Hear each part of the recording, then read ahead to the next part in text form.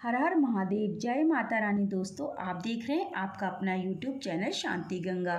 दोस्तों, इंदिरा एकादशी का व्रत 28 सितंबर शनिवार को रखा जाएगा। अश्विन माह के कृष्ण पक्ष की एकादशी तिथि को इंदिरा एकादशी का व्रत होता है। पौराणिक कथा के अनुसार जो व्यक्ति इंदिरा एकादशी का व्रत रखकर भगवान विष्णु की पूजा करता है, उसके पितरों को मोक्ष की प्राप्ति होती है और मृत्यु के बाद उसे भी स्वर्गलोक में स्थान मिलता है।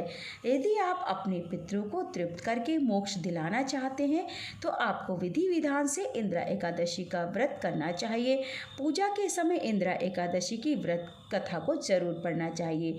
दोस्तों, कथा के अनुसार एक बार युधिष्ठिर ने भगवान श्री कृष्ण से अश्विन कृष्ण एकादशी व्रत की महिमा बताने का निवेदन किया।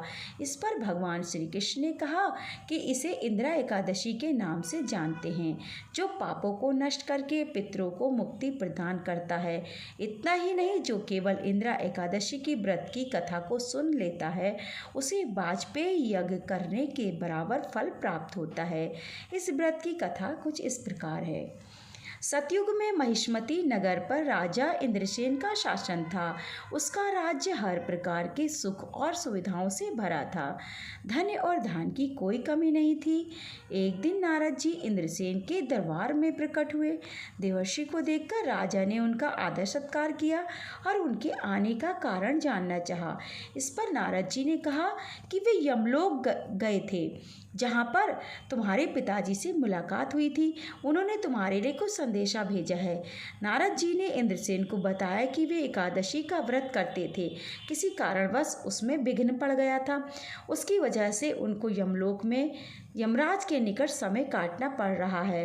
यदि तुम चाहो तो इंदिरा एकादशी का व्रत विधि पूर्वक करो, जिससे उनको मुक्ति मिल सकती है और वे स्वर्ग में स्थान प्राप्त कर सकते हैं। इतना सुनकर राजा इंद्रसेन ने नारद जी से कहा कि आप इंदिरा एकादशी की व्रत विधि बताएं, उसके अनुसार ही वह व्रत करेगा। इस पर नारद मुनि ने कहा कि इंदिरा एकादशी के दिन तुम स्नान के बाद अपने पितरों के लिए तर्पण, श्राद्ध आदि कार्य करो। वहाँ पर भगवान शालिग्राम की मूर्ति को जरूर रखना। उसके बाद ब्राह्मण भोज कराओ, दान और दक्षिणा दो और गाय को भोजन का कुछ अंश अवश्य खिलाना। इसके बाद तुम भगवान ऋषिकेश की पूजा फूल, अक्षत, धूप, दीप, नैवेद्य आदि से करना। रात के समय में जागरण करना। उसके अगले दिन दैनिक क्रियाओं से निवृत्त होकर पूजा पाठ करना। ब्राह्मण को भोजन, दान, दक्षिणा दो, फिर पारण करके व्रत को पूरा करो।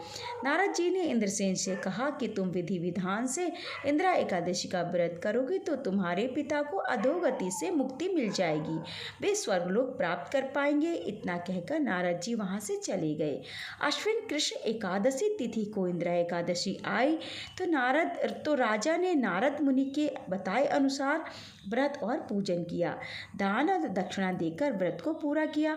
उस व्रत के पुण्य से उसके पिता को अधोगति से मुक्ति मिल गई और वे यमलोक से मुक्त होकर भगवान विष्णु के लोक चले गए। जब राजा इंद्रसेन की मृत्यु हुई तो उनको भी स्वर्गलोक की प्राप्ति हुई। दोस्तों, ये थी इंदिरा एकादशी के व्रत की कथा। अब जानते हैं कि मुहूर्त और पारण का समय क्या रहेगा। अश्विन कृष्ण एकादशी तिथि का प्रारंभ 27 सितंबर शुक्रवार दोपहर 1:20 पर हो चुका है। इसका समापन 28 सितंबर शनिवार दोपहर 2:49 पर होगा। एकादशी पूजा मुहूर्त सुबह 6:13 से सिद्ध योग में इंदिरा एकादशी पारण समय होगा। मतलब यानी कि जो पूजा मुहूर्त है सुबह 28 सितंबर को सुबह 6:13 पर है और यह योग रहेगा सिद्ध योग। एकादशी पारण का समय रहेगा 29 सितंबर को, रविवार है उस दिन, सुबह 6:13 से सुबह 8:36 तक। तो दोस्तों, ये थी जानकारी। आपको कैसी लगी कमेंट करके मुझे ज़रूर बनाइएगा। वीडियो देखने के लिए आपका बहुत बहुत